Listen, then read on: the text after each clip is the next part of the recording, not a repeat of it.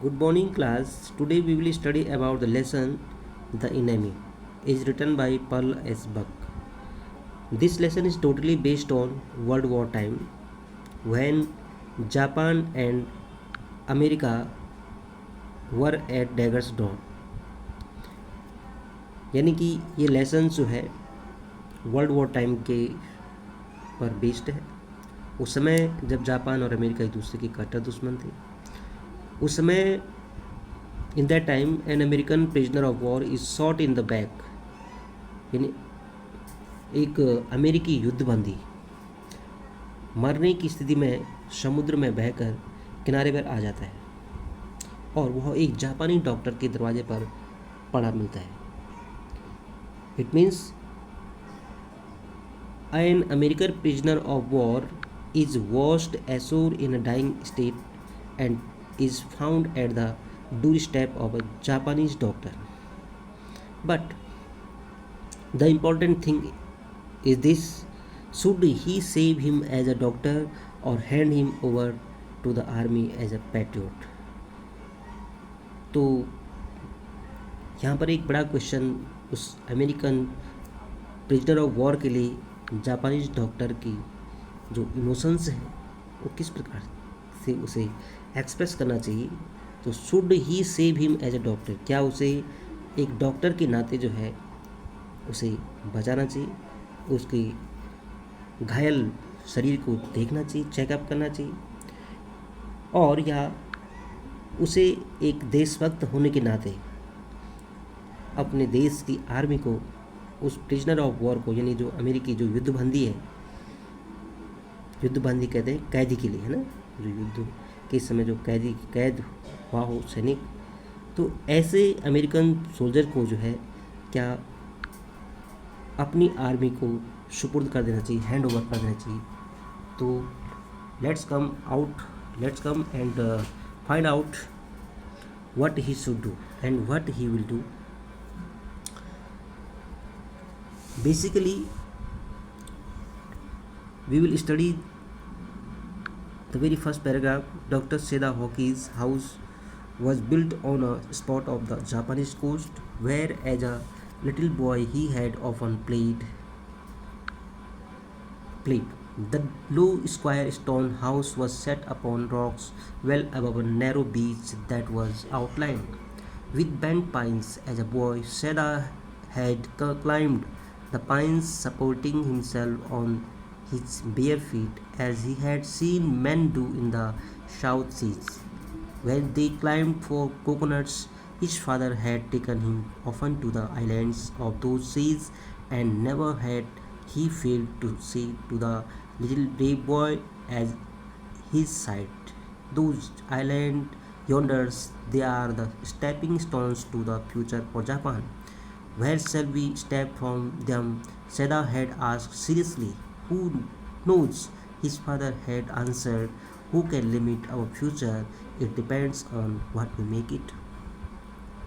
Now we will understand the sense of this lesson by the very first paragraph. इसमें doctor Sadao Hoki's house was built on a spot of the Japanese coast where as a little boy he had often played. यानी doctor Sadao Hoki का मकान Japan के समुद्र तट पर एक स्थान पर बना हुआ था जहां वह छोटे लड़के के रूप में खेला करता था। The low square stone house was set upon rocks well above a narrow beach that was outlined with bent pines. वह मकान जो उसका था वो अधिक ऊंचाई पर नहीं था, कम ऊंचाई वाला उसका मकान था, और वह एक वर्गाकार पत्थरों से एक तंग समुद्र तट के ऊपर चट्टानों पर बनाया गया था जिसके चारों ओर झुके हुए चीड़ के पेड़ थे। Right, well above a narrow beach that was outlined with bent pines, से चारों ओर क्या थे, झुके हुए चीड़ के पेड़ थे, पेड़ खड़े थे।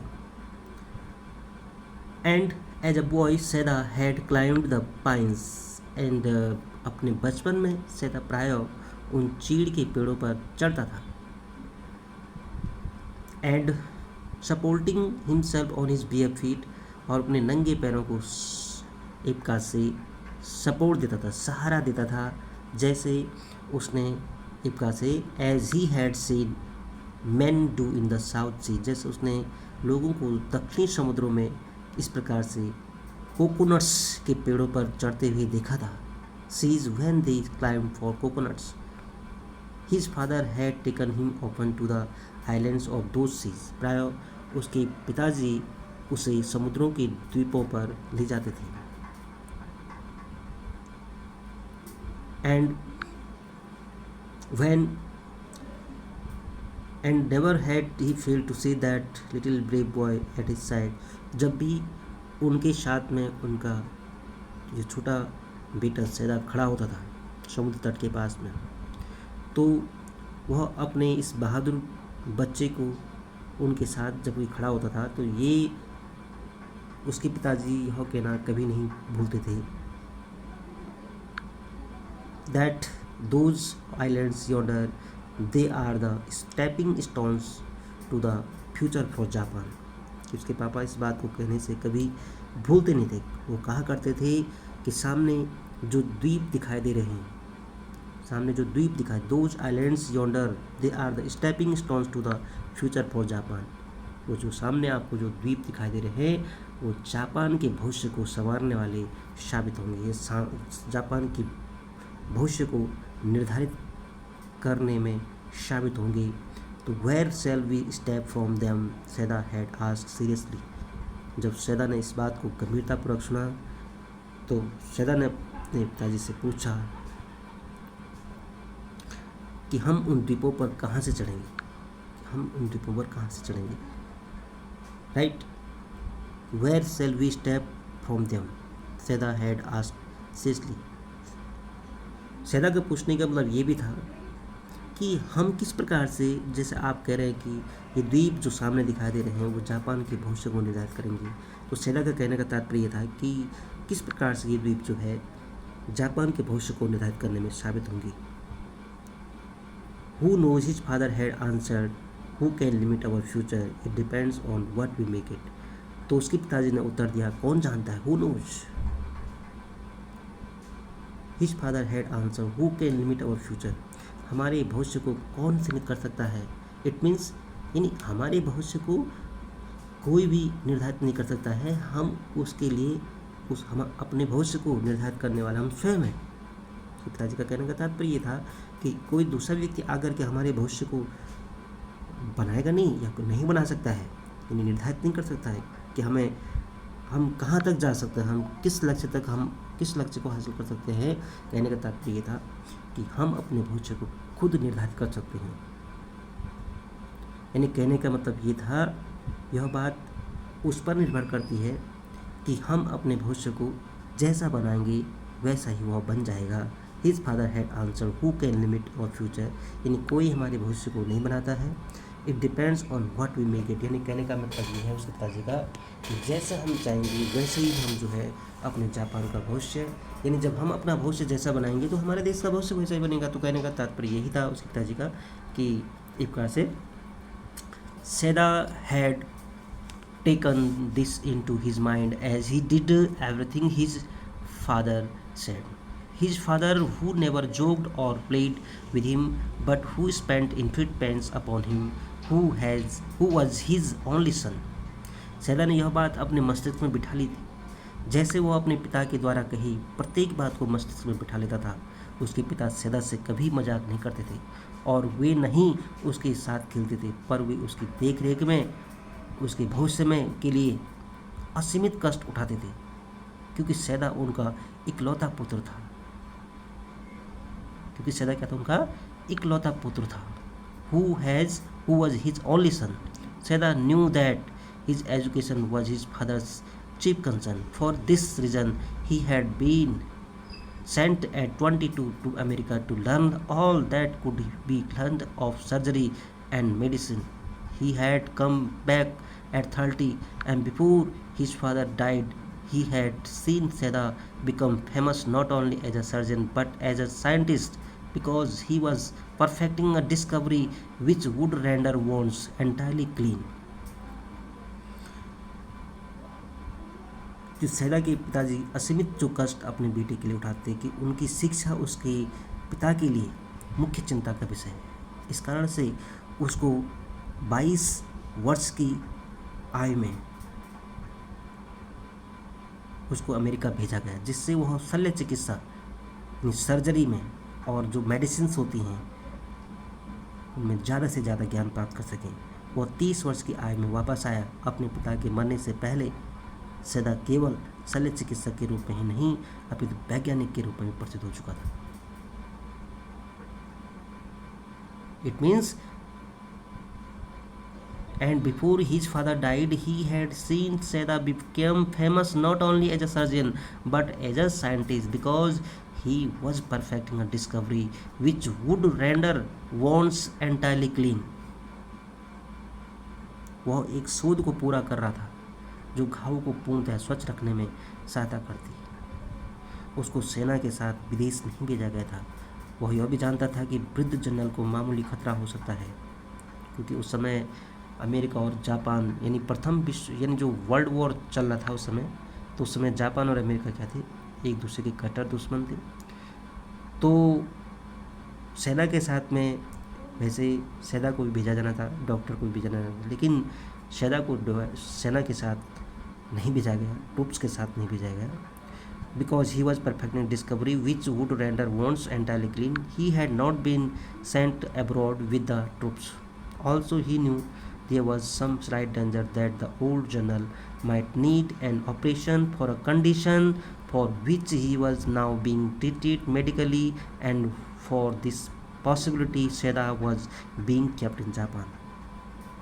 और संभवतः जो है जापान में उस समय एक ओल्ड जनरल की जो है जो स्वास्थ्य था वो ठीक नहीं था, तो उन्हें कोई भी खतरा हो सकता था, इसलिए उनके खतरे को भांपते हुए डॉक्टर सैदा एक अच्छे डॉक्टर के रूप में विख्यात थे, तो इसलिए उनकी औषधि या चिकित्सा के लिए जो है सैदा को ही जो है नियुक्त किया गया था। इसलिए सैदा को सेना के साथ विदेश नहीं भेजा गया,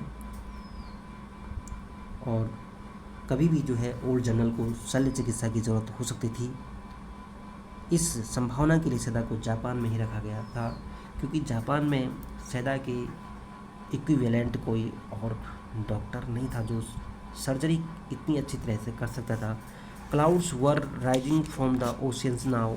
the unexpected warmth of the past few days had at night drawn heavy fog from the cold waves.